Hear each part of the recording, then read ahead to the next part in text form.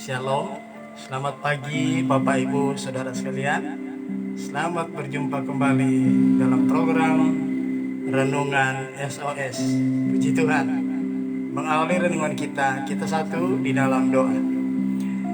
Bapa, di dalam nama Tuhan Yesus, pagi yang indah ini Tuhan, kembali kami boleh datang kepadamu. Kami mengucap syukur karena semua ini adalah anugerah-Mu. Kami boleh mengalami pertiduran yang nyenyak, pemeliharaan Tuhan yang begitu baik. Terlebih Engkau boleh bangunkan kami pada pagi yang indah ini dengan keadaan roh, jiwa, dan tubuh yang diberkati oleh Tuhan. Terima kasih Bapa. Bapa, kami akan memulaikan renungan. Untuk itu mari Roh Kudus menolong kami. Demikian juga kami semua yang mendengar. Berikan kami kemampuan untuk menangkap pesan-pesan Tuhan, sehingga kami mendapatkan berkat yang indah di pagi yang indah ini.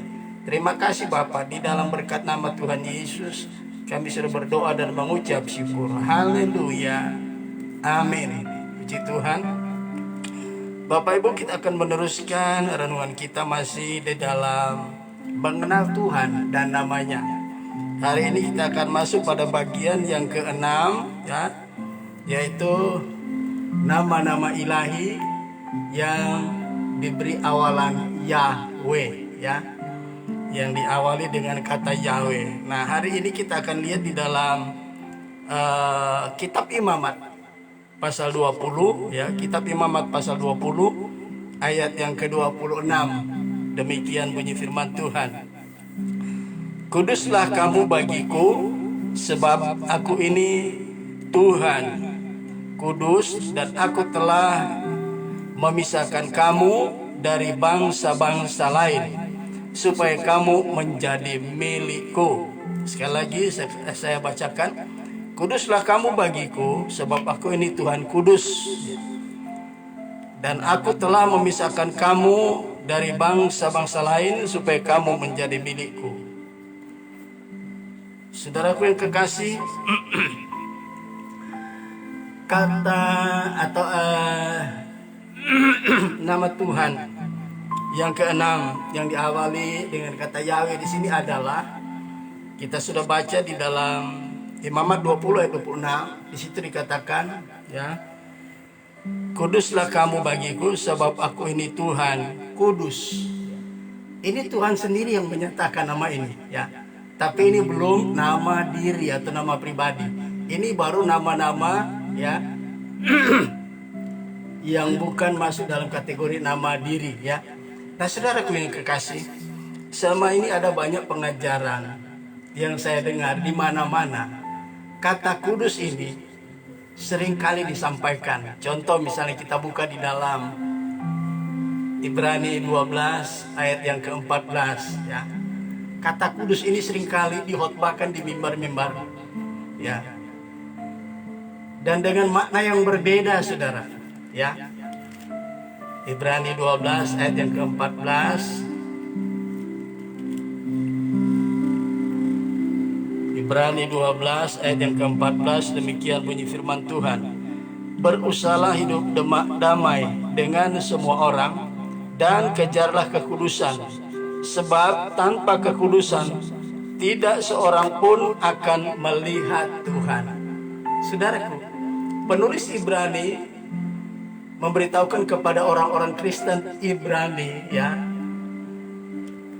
kuduslah kamu, ya, kejarlah kekudusan, ya. Nah, saudaraku, apa sebenarnya kata kudus ini, ya? Kemudian kita lihat dulu di 1 Petrus 1 juga ayat yang ke-15 dan 16, ya. Mari kita lihat dulu ayat-ayat ini sebelum kita masuk kepada pemahaman yang sebenarnya tentang kata kudus, ya. 1 Petrus 1 ayat yang ke-15, demikian bunyi firman Tuhan. Tetapi hendaklah kamu menjadi kudus di dalam seluruh hidupmu, sama seperti Dia yang kudus yang telah memanggil kamu. Sebab ada tertulis, kuduslah kamu sebab aku kudus, ya. Baik 1 Petrus 1 ayat 15 dan 16 maupun Ibrani 12 ayat 14. Di situ konotasinya jelas, Ya, penekanannya jelas. Di sini dikatakan, tetapi hendaklah kamu menjadi kudus di dalam seluruh hidupmu, sama seperti Dia adalah kudus. Kata kudus di sini adalah kata perintah. Ya, sebab itu hendaklah kamu kudus. Kemudian di dalam kitab Ibrani dipakai kata berusahalah hidup. Hendaklah kamu berusaha hidup damai dengan semua orang dan kejar. Berarti sesuatu yang belum ada kita harus kejar. Kita harus upayakan, kita harus usahakan supaya itu ada. Ya, kalau kita tidak kejar itu tidak akan ada. Ya, perhatikan, berusahalah hidup damai dengan semua orang dan kejarlah kekudusan. Dari dua ayat ini saja, saudara, sudah bukan lagi tersirat, memang betul-betul dinyatakan bahwa kata kudus ini itu harus kita upayakan. Kalau menurut dua ayat itu, ini kebanyakan khotbah-khotbah seperti itu. Ya, orang percaya itu harus kudus. Kalau nggak kudus nggak bisa, nggak berkenan kepada Tuhan. Sekarang muncul pertanyaan, apa benar manusia bisa berusaha hidup kudus? Ya, apakah benar manusia bisa menguduskan dirinya? Ini jadi persoalan, saudara. Dan begitu enteng banyak hamba-hamba Tuhan khotbah di mimbar-mimbar. Saya tidak perlu sebutkan di denominasi mana, hamba Tuhan siapa. Tapi ini banyak terdengar. Dan ini sangat familiar di kuping kita. Ya, seolah-olah kata kudus itu harus kita upayakan, kita kerjakan, kita lakukan supaya kita menjadi kudus. Itu perintah loh. Petrus katakan, kuduslah kamu seperti aku kudus. Ya. Kemudian dibikin juga di Ibrani 12, berusaha kejar. Apakah betul begitu? Mari kita lihat. Mari kita lihat. Apakah kudus itu produk manusia? Bisa dihasilkan oleh manusia, bisa dilakukan oleh manusia. Mari kita lihat. Ya. Kita lihat satu demi satu. Roma 10 ayat yang ke-13. Ya, mari kita lihat. Sebelum kita masuk pada pemahaman yang sebenarnya, apa sebenarnya kata kudus ini? Nah, ini harus kita ya mengalami perubahan mindset, perubahan pikiran. Ya, kita harus menyadari hal ini. Roma 10 ayat yang ke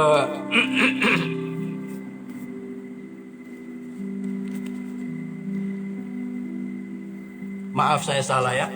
Saya akan lihat dulu. Saya akan lihat sebentar, saudara ya.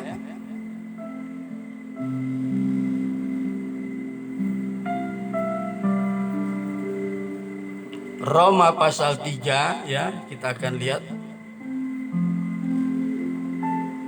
Roma pasal 3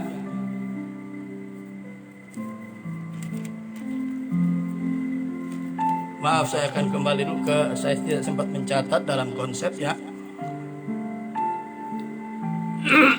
Roma pasal 5 ayat 12. Perhatikan saudaraku, Roma 5 ayat 12. Sebab itu sama seperti dosa telah masuk ke dalam dunia oleh satu orang, dan oleh dosa itu juga maut. Demikianlah maut itu telah menjalar kepada semua orang, karena semua orang telah berbuat dosa. Ya, perhatikan. Sebab ayat 14, sungguh pun demikian, maut telah berkuasa dari zaman Adam sampai kepada zaman Musa, juga atas mereka yang tidak berbuat dosa, dengan cara yang sama seperti yang telah dilakukan oleh Adam, yang adalah gambaran Dia yang akan datang. Nah, Roma 5 ayat 12 berkata, sebab itu sama seperti dosa telah masuk ke dalam dunia oleh satu orang, dan oleh dosa itu juga demikian maut itu telah menjalar kepada semua orang, karena semua orang telah berbuat dosa. Saudaraku, sejak kejatuhan Adam ke dalam dosa, tidak ada satu manusia pun yang benar di hadapan Tuhan. Ya, tadinya sebelum Adam jatuh dalam dosa, berarti dia orang yang benar.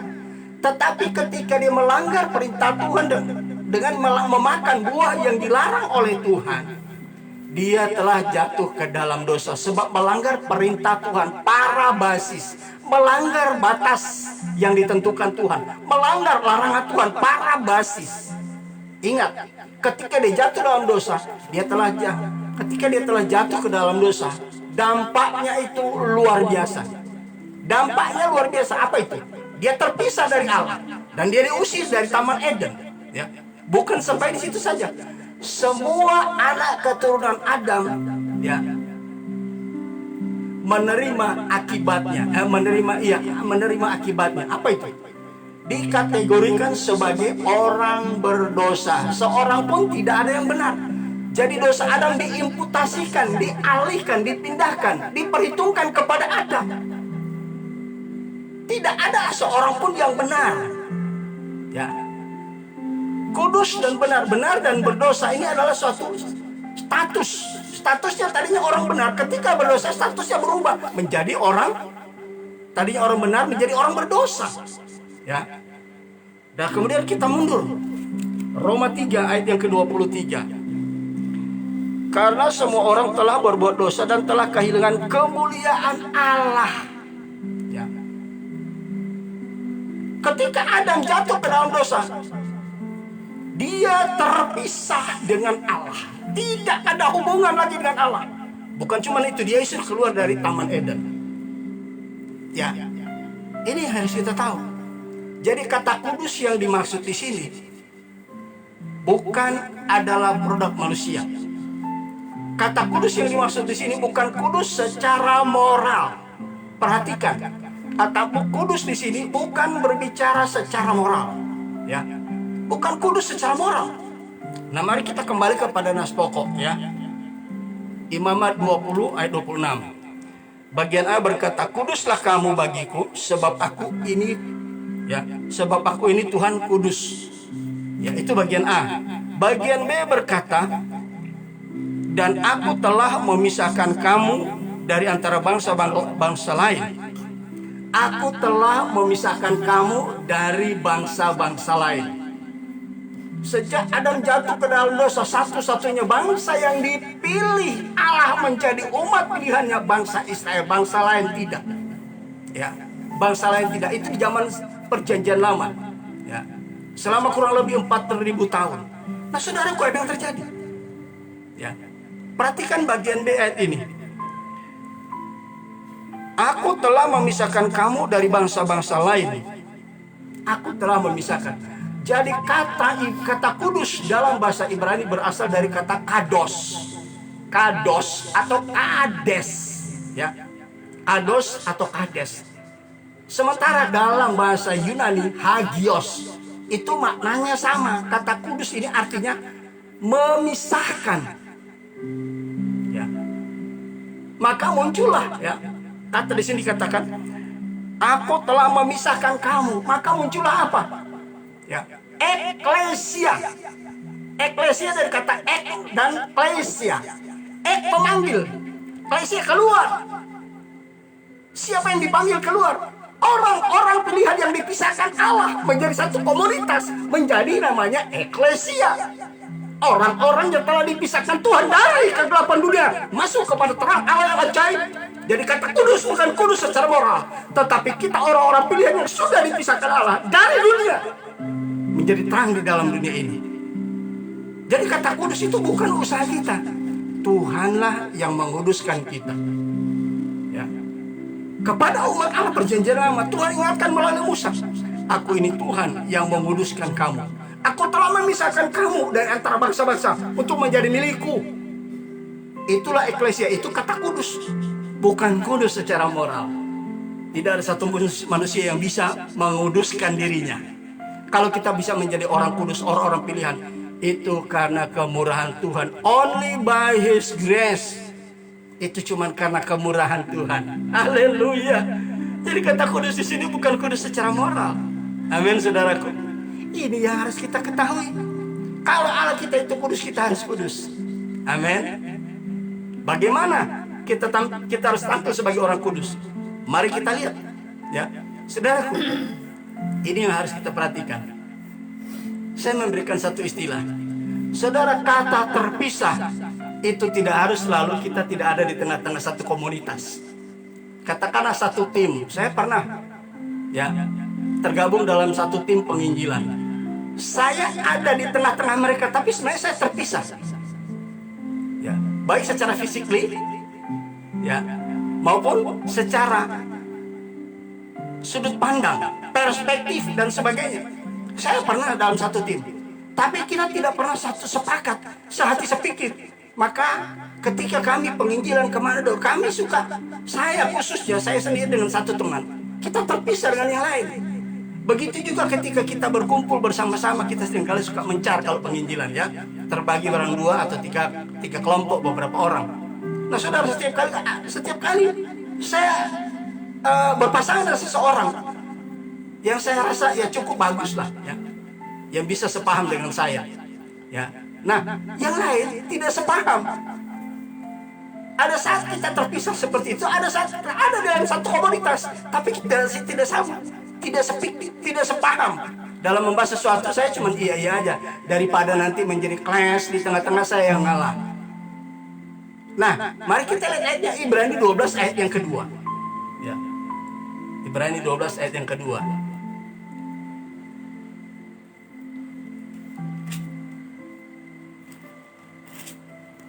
Ibrani 12 ayat yang kedua, demikian firman Tuhan. Maksud saya bukan Ibrani 12, Roma 12 ayat yang kedua. Maaf, saya salah saudaraku, ya. Roma 12 ayat yang kedua, ya. Roma 12 ayat yang kedua, demikian bunyi firman Tuhan. Janganlah kamu menjadi serupa. Jadi ya, perhatikan, saya baca dulu. Janganlah kamu menjadi serupa dengan dunia ini, tetapi berubahlah oleh pembaharuan budimu, sehingga kamu dapat membedakan manakah kehendak Allah, apa yang baik, yang berkenan kepada Allah, dan yang sempurna. Perhatikan, Paulus ingatkan kepada anak-anak Tuhan yang ada di kota Roma demikian. Janganlah kamu menjadi serupa dengan dunia ini, ya, tetapi berubahlah sesuai dengan pembaharuan budimu. Saudaraku, orang-orang yang sudah dilahirkan kembali berbeda dengan orang yang belum dilahirkan kembali, saudara, ya. Berbeda, ya, berbeda sekali. Jadi orang percaya itu, saya kalau khotbah di youth, anak-anak muda, saya katakan, saudara harus tampil beda di dalam dunia ini. Jangan sama dengan dunia ini.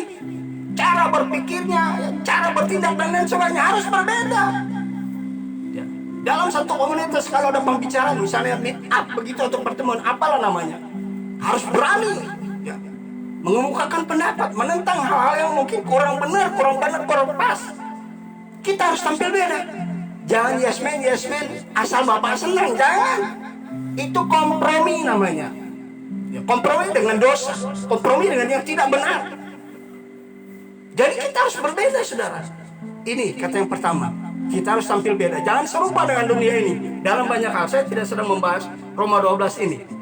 Ini satu contoh saja. Yang kedua, 2 Korintus pasal 6. Kita lihat 2 Korintus pasal 6. 2 Korintus 6, mulai dari ayat yang ke-16.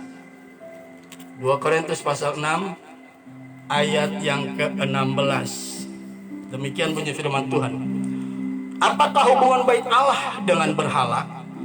Karena kita adalah bait Allah yang hidup menurut firman Allah, ya.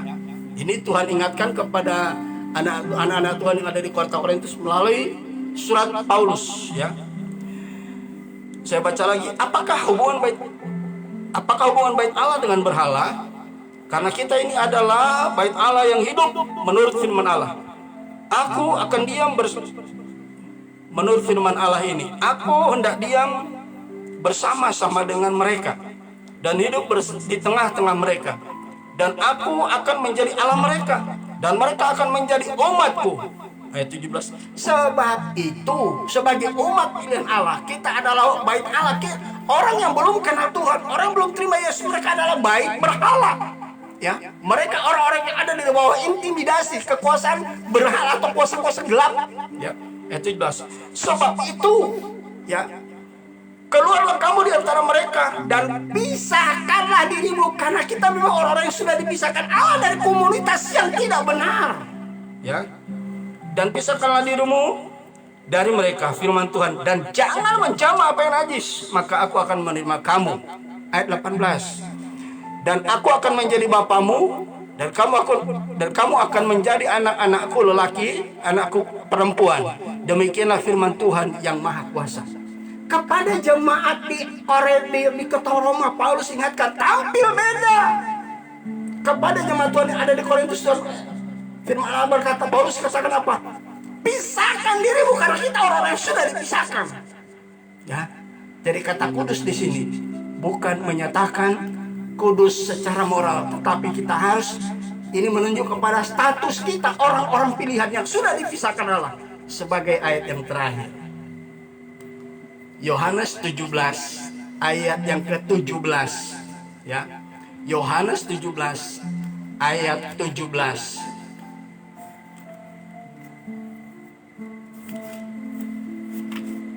Yohanes 17 ayat yang ke-17 sebagai ayat yang terakhir. Yohanes 17 ayat 17, demikian bunyi firman Tuhan. Kuduskanlah mereka dalam kebenaran. Firman-Mu adalah kebenaran. Yesus berdoa kepada siapa? Kepada Bapa. Yesus bilang kuduskanlah mereka. Jadi kata kudus di sini bukan kudus secara moral. Ya. Lindungi mereka orang-orang pilihan Allah. Kalau saudara baca dari ayat yang ke-6, ya, ayat yang ke-6 sampai yang ke-9 itu berbicara tentang doa Yesus kepada 12 murid. Kemudian dari ayat yang ya, ada terbagi 3 ya.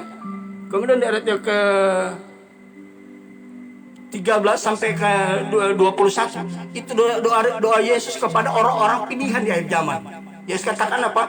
Kuduskanlah mereka di dalam kebenaran. Firman-Mu adalah kebenaran.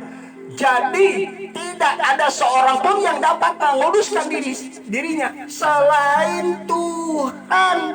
Jadi kata kudus yang tertulis dalam Perjanjian Baru bukan merujuk kepada kekudusan secara moral, tetapi merujuk kepada identitas kita, orang-orang pilihan yang sudah dipisahkan Allah. Ini makna Yahweh Makades. Kalau kita menjadi orang pilihan, bukan karena kebaikan kita, bukan karena usaha kita, bukan karena perbuatan kita, tapi only by His grace, oleh kemurahan Allah. Sebabnya orang Pantekosta setiap kali bersaksi, Bapak, saudara-saudara sekalian, kalau kami masih ada itu karena kemurahan Allah. Only by His grace. Sadar, kudus bukan bicara kudus secara moral. Kudus bicara tentang status kita, orang-orang yang sudah dipisahkan Allah harus tampil beda. Maka Yesus memohon supaya Bapa di surga tetap melindungi kita. Dan kita diberi mandat menjadi garam dan terang. Amin. Dengan perbuatan-perbuatan kita mempermuliakan nama Bapa di surga. Puji Tuhan. Sampai di sini penjabaran saya tentang Yahweh Makades. Besok pagi kita akan teruskan. Sebelum kita akhiri renungan ini, kita dengarkan dulu satu pujian bagi Tuhan. Haleluya.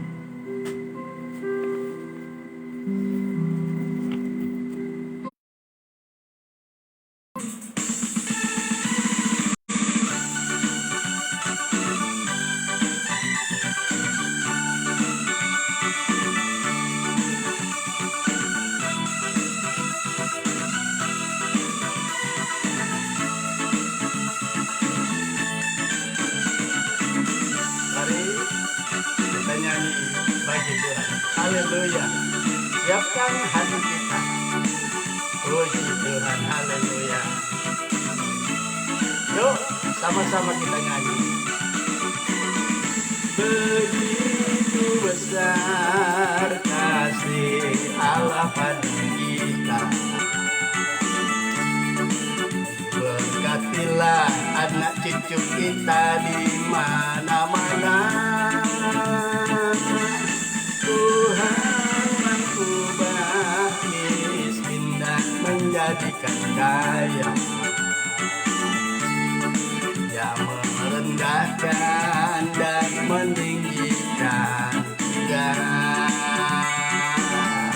Berbahagialah bagi orang yang percaya. pasti tidak akan meminta-minta, karena Allah menggenapi firman-Nya. Tiada yang mustahil bagi orang percaya. Haleluya. Bapak Ibu Saudara sekalian, ingat status kita ya, adalah orang-orang pilihan Allah. Tampil beda, kita orang yang sudah dipisahkan dari dunia ini. Jadi kakak, jadi terang, menjadi berkat bagi banyak orang. Haleluya. Biar nama Tuhan yang ditinggikan dan dipermuliakan. Itulah makna daripada Yahweh Makades. Tuhan yang menguduskan kita, memisahkan kita. Amin. Begitu besar kasih Allah pada kita. Berkatilah anak cucu kita di mana-mana. Tuhan mengubah miskin dan menjadikan kaya.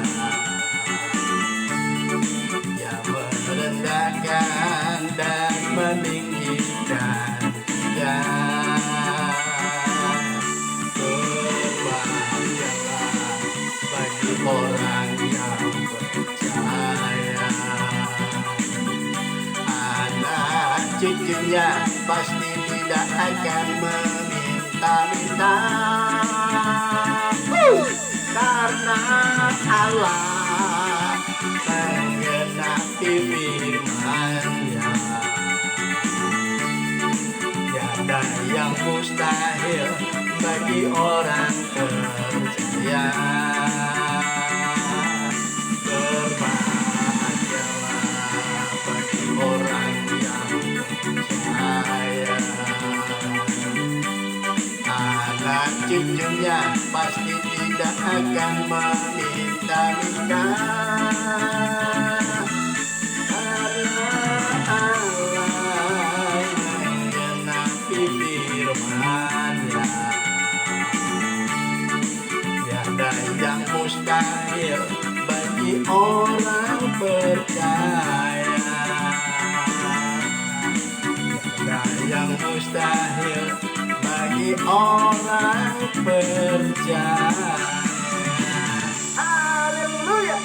Puji Tuhan, kita satu dalam doa. Bapa di surga, Bapa yang kami sembah dalam nama Yesus. Hari ini, khususnya pagi ini, hati kami penuh dengan sukacita bahwa kami memiliki status orang-orang yang sudah dipisahkan Tuhan. Kami harus tampil beda, menjadi garam dan terang, agar nama Tuhan semakin ditinggikan, dimuliakan melalui kehidupan kami. Terima kasih Tuhan, terima kasih. Inilah yang menjadi doa dan ucapan syukur. Biarlah kiranya Roh Kudus meteraikan kebenaran firman-Mu dalam hati kami dan memampukan kami menjadi pelaku-pelaku firman-Mu di dalam kehidupan kami, di sepanjang kehidupan kami, khususnya hari ini, di berbagai aktivitas kami yang berbeda, maupun dalam pelayanan-pelayanan kami, dalam pekerjaan Tuhan. Terima kasih Bapa, di dalam berkat nama Yesus Tuhan, Tuhan dan Raja kami sudah berdoa dan mengucap syukur. Haleluya. Amin. Puji Tuhan. Tuhan Yesus memberkati kita sekalian. Shalom.